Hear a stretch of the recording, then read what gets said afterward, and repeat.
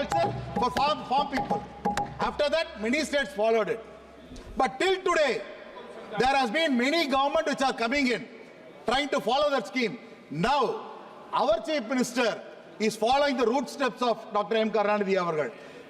How is he doing it? Now, he is extending the scheme such a way that nearly 3 to 3.5 lakh of agricultures have been benefited because of this kind of scheme. The government should propose a budget like that. And also, we are discussing about agriculture, which is an important issue in this country. But Tamil Nadu government is setting an example. Before the budget, the Tamil Nadu government has set aside norms such a way that the agriculture budget is filed first for discussion, a separate budget is included, then the general budget comes in. Sir, this is how a government should run. Sir, for Tamil Nadu government, we have got a lot of requirements. Sir, subsidy for the production or distribution of seeds should be extended for all the varieties. Under the FNS scheme, paddy seed subsidy should be increased for more than 10 years. Again, now we are talking about cereals. Sir, jowar and kambu, which needs a seed subsidy for 10,000 to be increased to 15,000 per quintal. Sir, I'm concluding, sir. Don't worry. Sir, Tamil Nadu government has asked for relief, but the government of India is not at all caring about it. Sir, we are focusing on agriculture.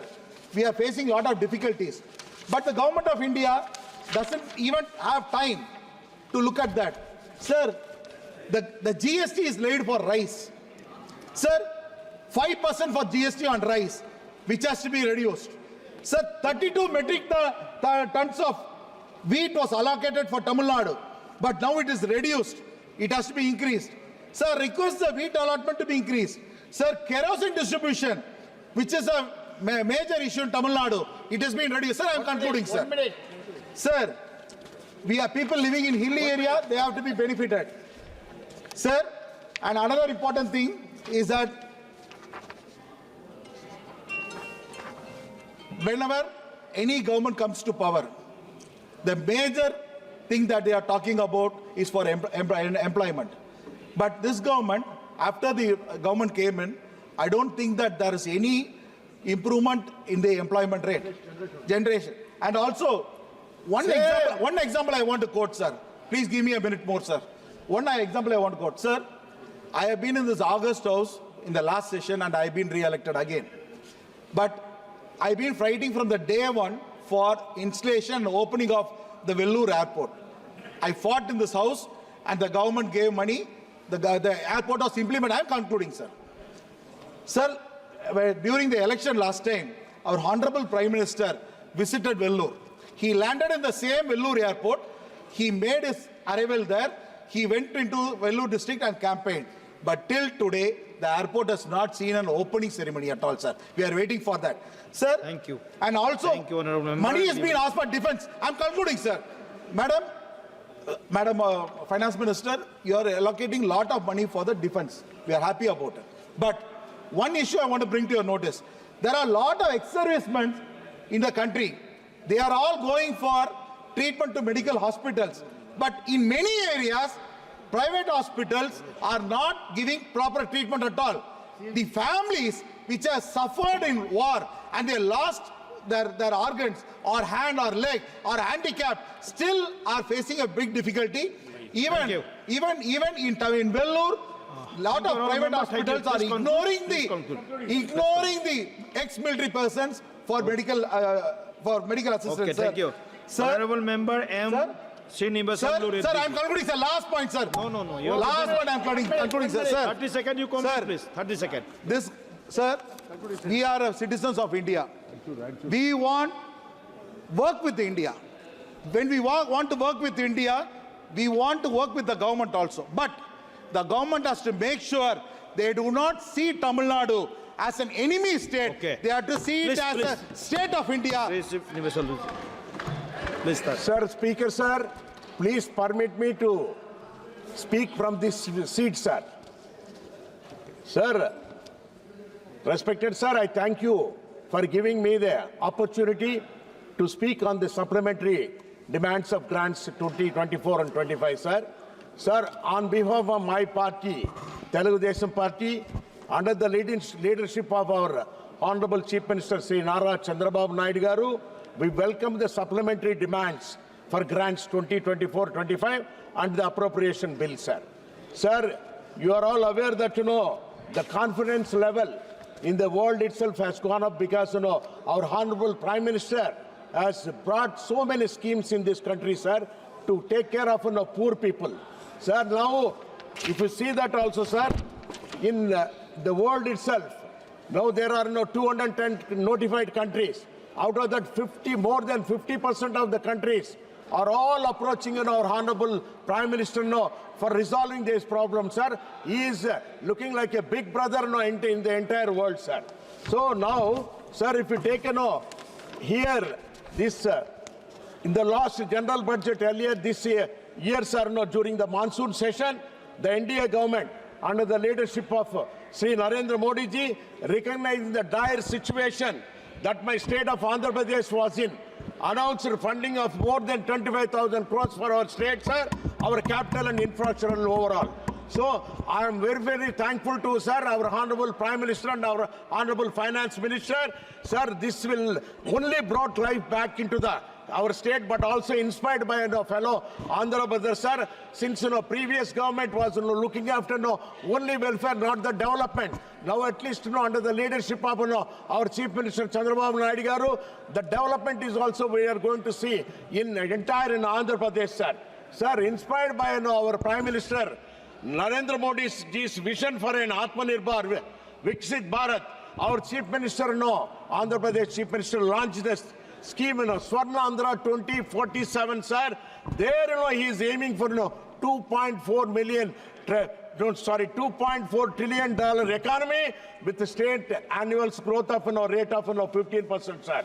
Sir, here if you see that, we have got a lot of issues pending also in Andhra Pradesh, sir. Sir, here I request you through you, sir, Honorable Finance Minister, sir. Here, now what is required is lot of central government schemes have been also allotted to state governments.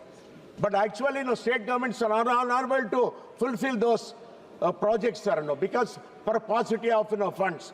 For that, now our Honorable Prime Minister also, because the visionary Mr. Chandrababu Naidu has got 46 years of political experience and governance. So he has found so many ways, sir. That is P4, public, private, people's participation. With that, at least they can complete it, sir. Not only that, sir, HAM model, sir, hybrid annuity model is also one more scheme. If Government of India has to permit, sir, then the central government funds will be there, state government funds, developer will be there, funding agency. So that all the pending, programs also can be, totally implemented, sir. I request, actually, Honorable Finance Minister through you, sir. Sir, GST is a big collection thing also. 16 lakh crores we are getting for the entire country. Here, I request to suggest to you, sir, what is required for improving the state, sir. Sir, you have to create, healthy states, reasonably healthy states, or, not healthy states like that, some brackets have to be created. Then only, sir, at least in that formula itself, you should, allow also, because GST 100% means, 50% only will go to state government. It is not so. It's so up to 75%. It should go to the state government, sir. Then only state governments can be so healthy also, sir. Sir, mainly, speaking about the demands for grant. Sir, this urban and housing and urban department is last year budget itself 85,000 crores have been allotted, sir. We request, sir, now honorable members are also here, sir, to increase it to 1.5 crores, sir. Oh, sorry, 1.5. That is 1.5 lakh crores. 1.5 lakh crores, sir. No. Sir, in Andhra Pradesh, we have got some issues also, sir. This overall, I am talking about NIMS. There is a National Industrial Manufacturing Zone at Kanigiri Assembly Constituency. It has been announced by long back central government, sir. But it's not moving also forward. I request through you also the Honorable Prime Minister and the modernization of Buckingham Canal, sir, in Andhra Pradesh. It is a big one, sir, because it starts from Kakinada to Chennai. that Buckingham Canal is the oldest canal, sir. Britishers have, they have started the operations, That is very much required for our state also, sir. Sir, some of the medical colleges which have been started by previous government, about 16 medical colleges, only 3 have been, taken in the government, that is central government sponsored, sir. Rest of the medical colleges also have to be, taken up and everything, so that the state also will complete those things, sir. Sir, mainly, our Honorable Chief Minister is, his pet project is that, sir. Earlier, our Honorable, Prime Minister Vajpayee ji, dream project is Ganga to Kaveri interlinking of rivers, sir. So now, our visionary, our Chief Minister of Andhra Pradesh, Mr. Chandrababu Naidu Garu, has taken up, sir, now Godavari to Penna. It's about 72,000 crores projects, sir, that interlinking of water, so that all the people in Andhra Pradesh will have irrigation facility and drinking facilities, sir. I request you, Honorable Finance Minister, to help in this regard, sir. So central intervention is also required, and if it is taken as a national project, we will be happy to also to be associated with that project, sir. Sir, Veligonda project is, sir, in that place itself. It needs about 3,500 crores, sir, for Veligonda project. That project also has to be completed, sir, with the help of, central government, sir, Now, that is also, hanging on like that, sir. Please, if you know, sir, money last, sir, now standing committee, we have got. So, study tours are there, in the domestic itself. All the states, they are sending their MLAs, to abroad also for study and everything. I request through you, sir, all the members also will accept for that. Some foreign tours also has to be, done also through that, sir, so that we'll all feel happy about it. And my last, favorite for everybody, MP lads have to be increased, sir. It is pending for a long time. Only 5 crores have been assigned about 10 years back. But it is, sir, through the honorable MPs only, all the central government schemes also being implemented. But kindly, it should be increased to up to 25 crores, sir. If we are able to do it, we'll be happy also, sir. Sir, sir, so many, issues have been, highlighted here also in this, budget itself. I thank, this now, Modi ji's government 3.0, sir. It's going to be, successful in this 18th Lok Sabha. Many more things, developmental schemes also will have in our country, sir. Thank you. Thank you. Honorable Member Onil Desai ji. Onil Desai ji. Thank you, Chairman, sir. Deputy Chairman, sir. So the appropriation bill number 3, bill 2024, is being considered in the House, and I think the Honorable Finance Minister will take the consent of the House. Before that, sir, this is the mic is Mic is on. the last quarter, if we go by. That last quarter, the figures, the data released by the National Statistics Office, which stood at 5.4%, much lower than the expectations projected by the Reserve Bank of India, which stood at 7%, more than 7%. So during this period, not only that it has come down on an average, but manufacturing sector has taken a heavy beating. That growth stood at around only 2.2%. Along with that, even construction sector and mining sector also showed the growth on a lower side. And compared to, it was 7% in the last quarter, first quarter. So this has the growth rate, low growth rate expected. It is going to create complications in the remaining half of the financial year.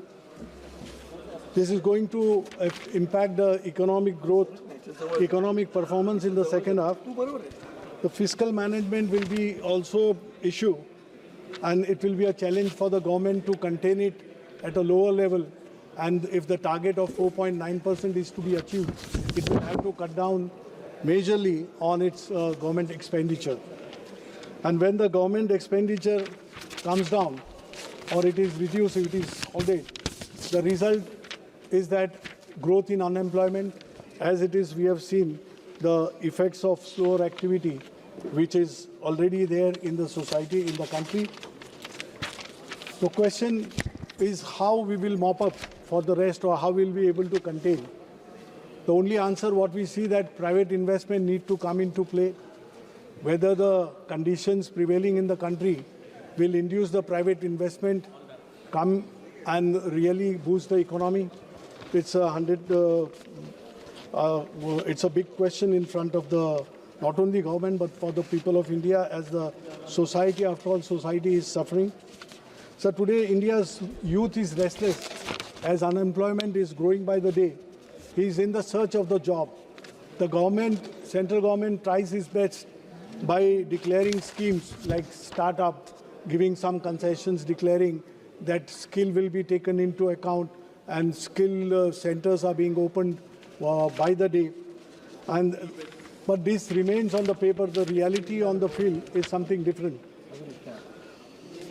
So these startup programs, more or less, I mean, we've been seeing that very few, they emerge successful and majority of them, they flop. They're not able to come or they are not able to do the things they had purpose in mind. So the everlasting inflation, the ever-growing inflation rather, is not going to come down, and this has broken through the budget of the families, middle class and the poor. And by the day, like essentials or vegetable prices, though it comes in the paper for a day or a fortnight that the consumer price index has come down and some kind of joyous situation prevails only in the treasury benches, but in reality the society is still suffering and their woes are to be heard by the government and put into practice. I think this appropriation will take care of all this. So agriculture sector, basically agriculture sector is the only sector where we could see the growth in the last quarter. It has to maintain this and to give some motivation to the farmers.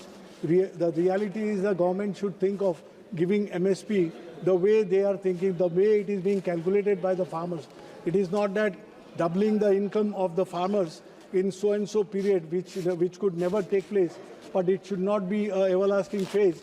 It should really mean that farmers, they get MSP. Like in Maharashtra, soybean or cotton or maize, cultivating farmers are suffering because MSP, whatever is being declared, that is not coming up to their expectations. I think that needs to be taken into consideration. And finally, sir, I would put it this way, that expenditure, now there is a provision made in the Department of Public Enterprises for meeting additional expenditure towards salaries and allowances. My humble request would be with the Honorable Finance Minister that the Insurance Act, which is in the offing, that it is going for the amendment, and this Insurance Act will provide for 100% FDI, and composite license is being thought. It is contemplated that composite license will be issued to the private players, and all the government companies, all the public sector units in general insurance and life insurance sectors will be kept aside. This will deprive them of their making the business who had the monopoly in the sector and they did well. And over the years, all these companies, may it be generally Re or LIC or New India Assurance, they have been paying handsome dividends to the coffers of the central government. But the irony of the fact is that these very companies will be deprived in the bill which is being contemplated to be brought in. I think Finance Minister, Honorable Sitharamanji, Honorable Finance Minister, I am addressing a very important. You are aware of it. You are aware of the issue what I am making a mention about. That these general insurance companies, banks have got their upward wage revision. LIC has followed it. Only general insurance companies like New India Assurance, United India, National Insurance, General Re, they are awaiting their turn to get upward pay revision. I think enough of provision is being made, and Nirmala Sitharamanji has shown that even that keen interest to see these people also get their due. I'll be extremely happy. And last request for GST rationalization in the rates of Mediclaim. The entire country is awaiting your decision. I think in the month of December, this GST Council was to take decision. It is yet to come. If it comes, that will give a good relief to the people of India. Thank you very much. माननीय सदस्य श्रीमती सुप्रिया सूले जी. Stand on behalf of the NCP-SP in support of the list of supplementary demands for grants. Sir, obviously after every budget, clearly it's evident that every department states have their own issues, challenges in implementing the budgets. So clearly this list of supplementary demands is something we all support because we do understand it's the need of the hour. And I must say that compared to the last time, this time it clearly comes far more organized because the amount is much lesser than last time. So I would compliment the entire department for being, I think, either more organized or more structured or working better, whatever it is. But we're much more satisfied than what we were the last time for the demands of grants. Right now, India, clearly because of the global scenario, I do understand India is no more an insulated economy.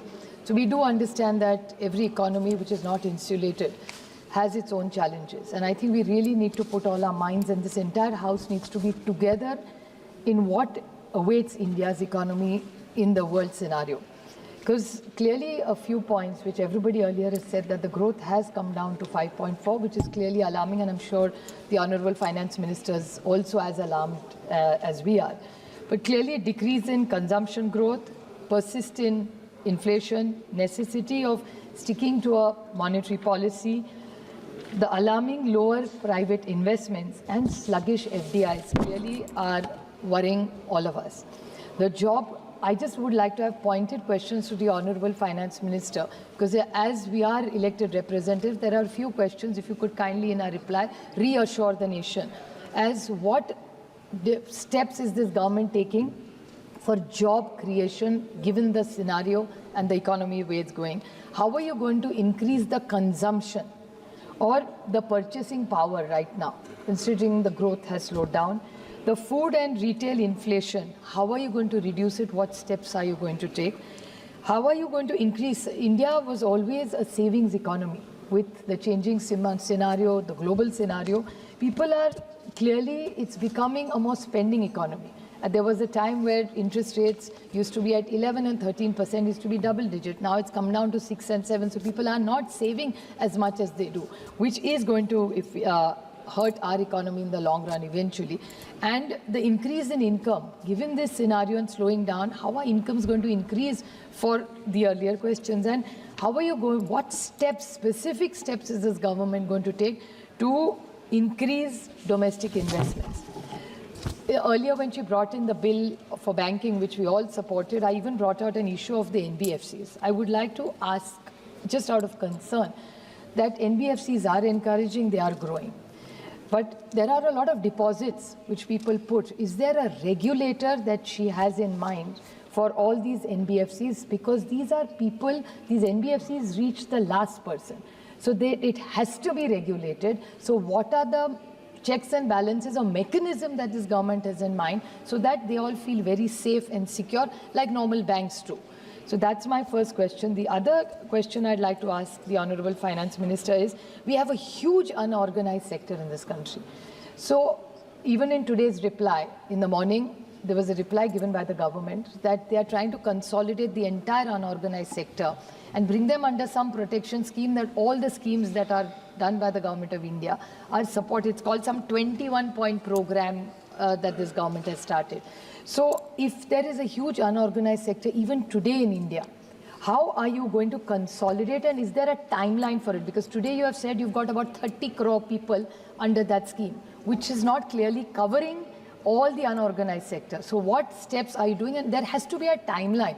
I am not taking away from the intention of the government that you really want to take everybody, which is including the gig workers, the domestic help, all these are even today unorganized. So do you have a plan to bring every Indian who fits in the unorganized sector to come into an organized sector which will eventually help our economy?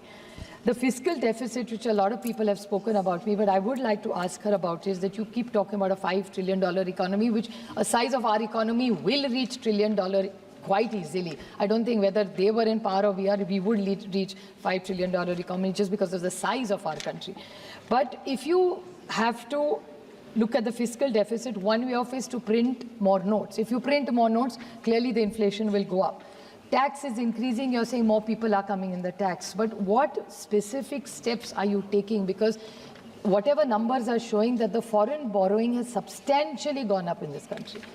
So how is this government going to manage this fiscal deficit the way the global scenario and India's economy slow down? How are you going to push growth? And the current account deficit, this is another very important question, because exports have gone down and imports have gone up. So if one side you have exports going down, imports are increasing. So how is this current account deficit going to be managed given the global scenario? I'm not blaming you for imports going down. I do understand, no, I'm not an economist, but I do understand that much that given the global scenario, the exports have gone down. So what steps is the government going to say? Because I think the entire reply of the Honorable Finance Minister will give the confidence to this country which it lacks right now because of the war going on. What we hear, President Trump's administration is going on about tariffs. These things come into newspapers and it clearly affects the markets. I would like to highlight one very important point which has alarmed me personally. The Honorable yesterday in his reply, the Honorable Prime Minister talked about an 11-point program. I welcome that 11-point program. He made one very important point in it where he said that we want zero corruption in this country. I support him wholeheartedly if he really walks the talk. My question to him is, he in 2014 had mentioned that we will work with Switzerland and bring every penny of black money which is in Switzerland back to India. I don't want to get into that 15 crore wala. I'm not getting into that. I'm saying something 15 lakh. I want to make a more serious point in this. I'm not doing a political point here at all. My point is, in the newspapers in the last few weeks, there's an issue about taxation about Nestle. I don't care whether it's Nestle. For me, Next is as X factor, as we can call it. It's not about the company, the point I'm making. We in Switzerland had a very good relationship for decades. We have worked with them. You have talked about economic issues with them, bringing black money from there, all that. So you had committed to the nation that we will work closer with Switzerland and get all that information and bring that money back to this country. My question, in 2 minutes I'll mention, it's a very important issue and nobody else has raised it so far and it's really important, I feel. So in this Nestle issue, it's not about the company alone. The health minister has confirmed that the Nestle report does not show anything bad about the Nestle product. So they have given them a clean sheet in simple language. Now, if we are at loggerheads with Switzerland, they have, from the most favored nation, removed India from there. At one level, we are looking to be a global player, improving our relationships with all the investments more. How is India going to build a confidence? And Nestle is a global brand, whether we like it or not. I'm not praising a single brand. It's not about Nestle. It's about every foreign company which is looking to invest in India. And it's a win-win for both of us, for Nestle as well as us, because Nestle has a lot of companies and most foreign companies. Also, when we are talking about FDIs, invest in India, they create jobs, they create wealth for Indians, and it helps the Indian economy. So what is the logic of this government, and could you kindly clarify the stand on this? Talking about agriculture, Sanjay Bhaiya is unfortunately not here, but he extensively talked about agriculture. I appreciate that they have started many schemes, but I would like to specifically ask this government that they have committed to a complete loan waiver, especially from the state I come from, be it soybean, be it cotton, be it milk. उनकी सरकार ने कहा था कि हम पूरा कर्जा माफ करेंगे महाराष्ट्र के हर किसान का. So will this government commit, because eventually that economy is not doing well in Maharashtra. So they have completely crossed all their loan things. So I would like to ask the Honorable Finance Minister that in the intervention that she has made, she has promised and committed that they are going to give a lot of money for agriculture, which I welcome.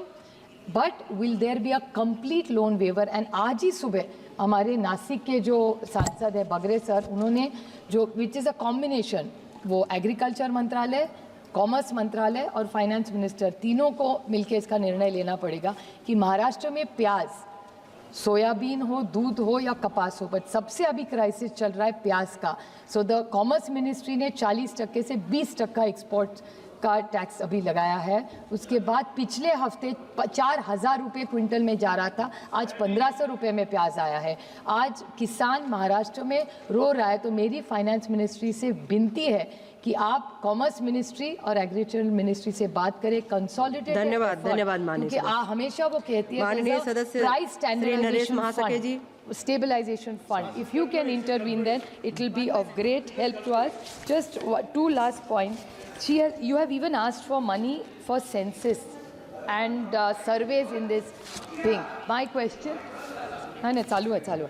In this budget, now this government talks about delimitation as well as the महिला आरक्षण bill जो आपने लाया, तो राजी खुशी हम सब ने पास किया था। माननीय प्रधानमंत्री जी ने कल उसके बारे में भी बोला कि बहुत अच्छी तरह इम्प्लीमेंट होगा।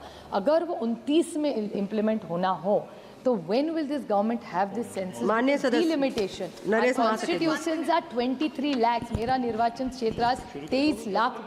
इसके बारे में अभी रेड्डी जी भी बोल रहे थे कि आज हमें 5 करोड़ रुपया मिला।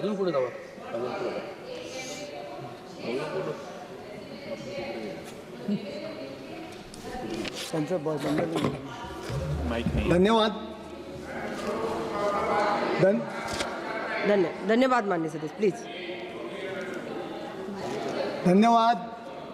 आज मुझे सप्लीमेंट्री डिमांड फॉर ग्रांट्स में मेरी पार्टी आप बोलिए माननीय सदस्य, आप बोलिए।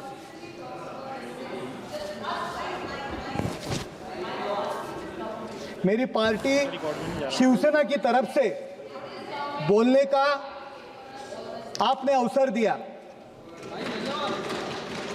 मैं सबसे पहले तो महाराष्ट्र की जनता को नमन करता हूं कि इन्होंने एक ऐतिहासिक जीत का आशीर्वाद हमारी महायुति को दिया और संविधान बचाने का ढोंग रचने वाले को करारा जवाब दिया है। मुझे पूरी उम्मीद है कि हमारी महायुति सरकार सबका साथ, सबका विकास और सबका विश्वास की विचारधारा के साथ अगले 5 साल काम करेगी और हम जनता की आशाओं और आकांक्षाओं को पूरा करेंगे।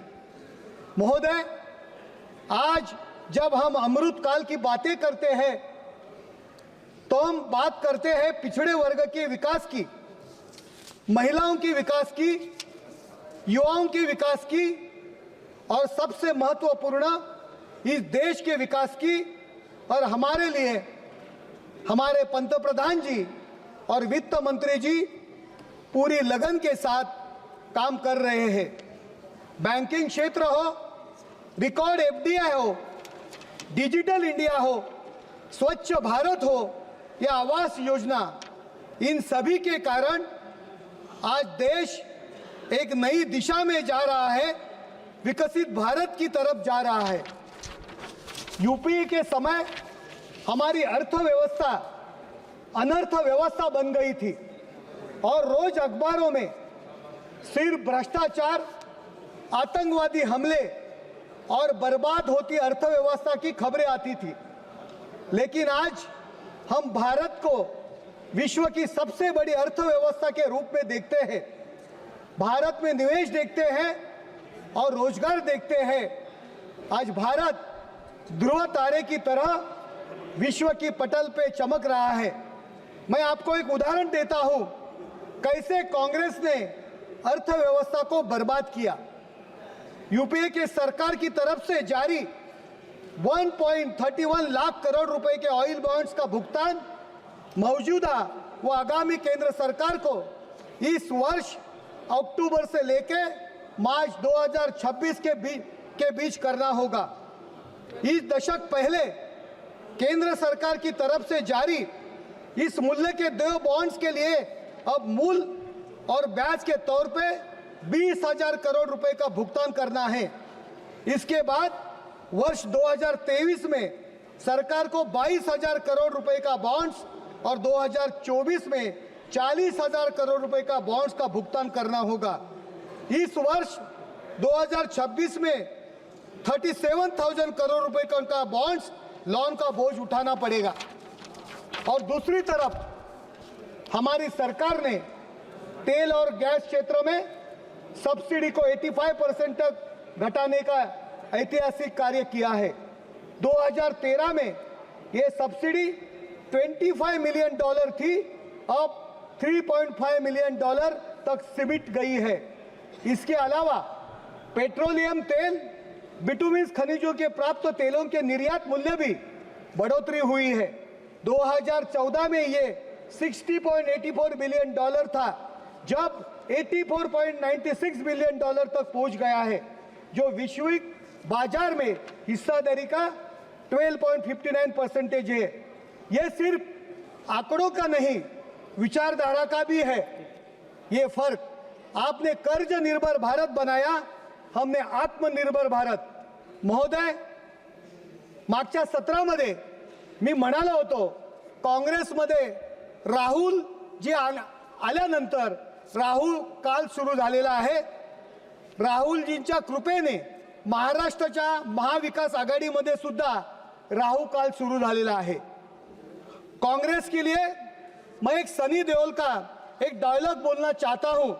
ये कांग्रेस का हाथ है, जिस पार्टी पर पड़ता है ना, वो उठता नहीं और उठ जाता है। उद्धव ठाकरे जी की पार्टी की भी महाराष्ट्र में इसी तरह की हालत हो गई है। उनकी यह मशाल अब बुझने लगी है और बाला साहब ठाकरे जी का हिंदुत्व का विचार भी और राहुल जी के साथ जाने से उन्होंने जला दिया है। उसका यह नतीजा है, आज उनको कांग्रेस के वोट बैंक पर निर्भर होना पड़ रहा है। दूसरी तरफ हमारे पक्ष नेता और उप मुख्यमंत्री एकनाथ शिंदे जी का धनुष्य बाण और मजबूत हो गया है। इसीलिए महाराष्ट्र में 80 लाख लोगों ने शिवसेना को वोट दिया है।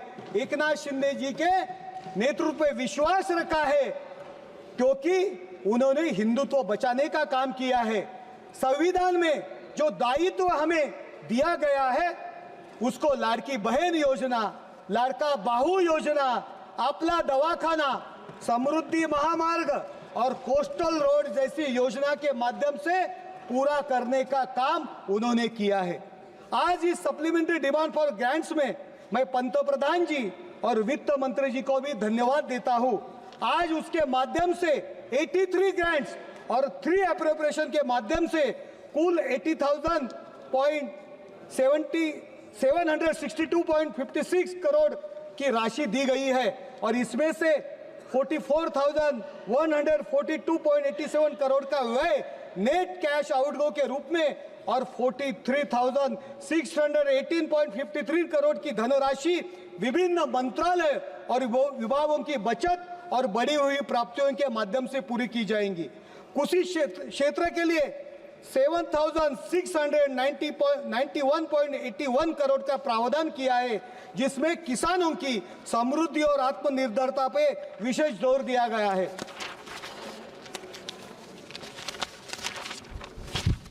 महोदय, सभी प्रावधान विकसित भारत और विकसित महाराष्ट्र के सपने को साकार करेंगे और विपक्ष के साथी कह रहे थे सिर्फ 87,000 करोड़ रुपए से क्या होगा। मैं समझ सकता हूं उनकी चिंता है कि उनको क्यों कम लग रहा है ये राशि, क्योंकि उन्होंने तो सिर्फ डबल पैसे का भ्रष्टाचार किया है।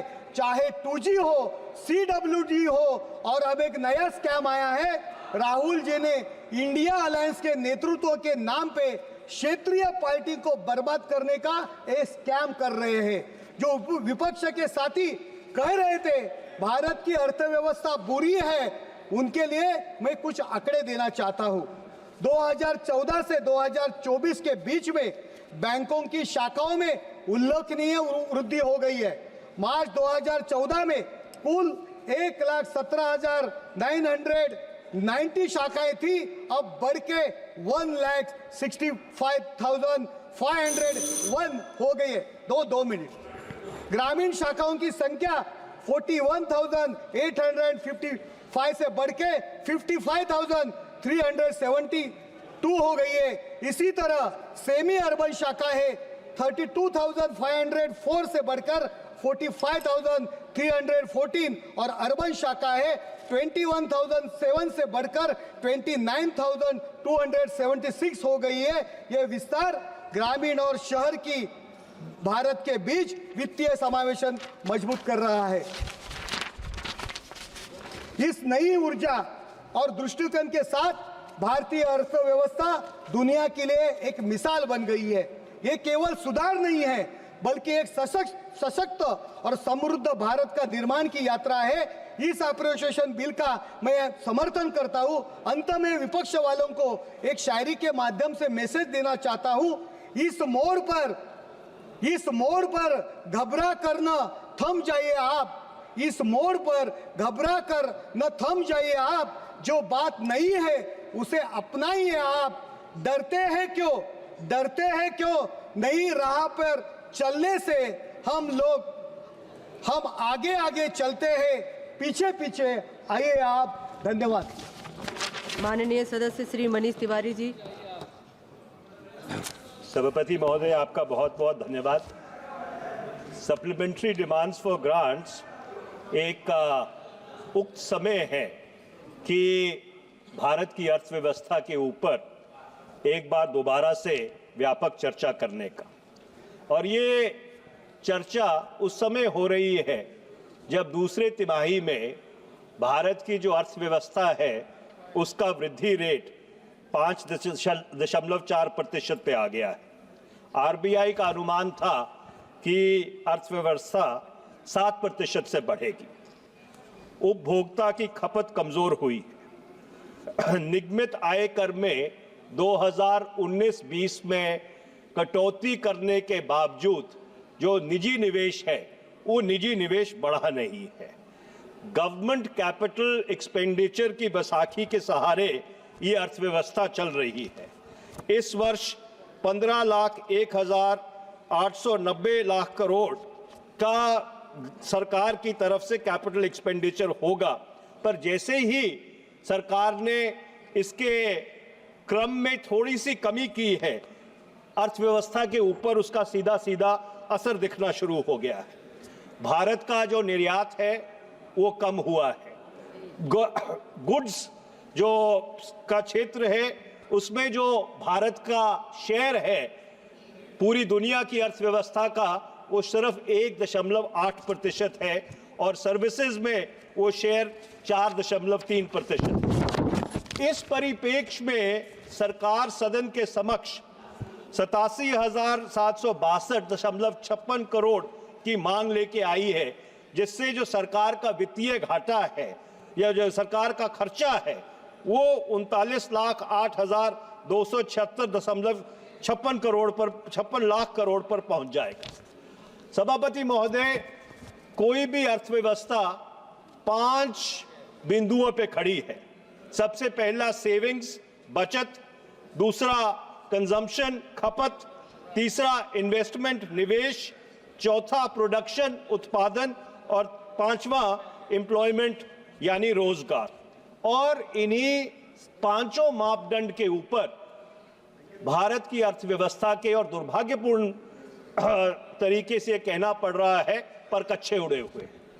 फरवरी 2024 में जब वित्त मंत्री एक कथाकथित श्वेत पत्र लेके आई थी, उस समय भी मैंने कुछ आंकड़े दिए थे, और मैं वो आंकड़े आज इस सदन के समक्ष दोहराना चाहता हूं। वर्ष 2013-14 में जो सेविंग्स टू जीडीपी रेशो था इस मुल्क का वो 34% था। वर्ष 2023-24 में वो घटकर 31% रह गया है। जो प्राइवेट फाइनेंशियल कंजम्पशन एक्सपेंडिचर है, जिस उपभोक्ता खपत की मैंने पहले बात की थी, वो 2013-14 में 60% था। 2023-24 आते आते वो 55% पे गिर गया। इन्वेस्टमेंट टू जीडीपी रेशो, जो निवेश अर्थव्यवस्था में होता है, 2013-14 में इन्वेस्टमेंट टू जीडीपी रेशो 33.8% था। 2023-24 में वो 29.6% पर गिर गया है। जो gross capital fixed capital formation है वो 2013 में 13-14 में 31.3% थी। 2023-24 में वो गिरकर 30.8% महज रह गई है। और जो बेरोजगारी दर है वो 2013-14 में 5.42% था, 2023-24 में बढ़कर 8% हो गया है। नवंबर 2024 में ये जो बेरोजगारी दर था ये 8% था। सरकार ये कहती है कि हमने 2015 और 23 के बीच 25 करोड़ लोगों को गरीबी रेखा से ऊपर उठाया है, पर मैं सरकार को ये बताना चाहता हूं कि वर्ष 2004 से लेकर 2014 तक 27 करोड़ लोगों को गरीबी रेखा से ऊपर उठाया गया था। सरकार ये कहती है कि हम 81.35 करोड़ लोगों को निःशुल्क राशन दे रहे हैं।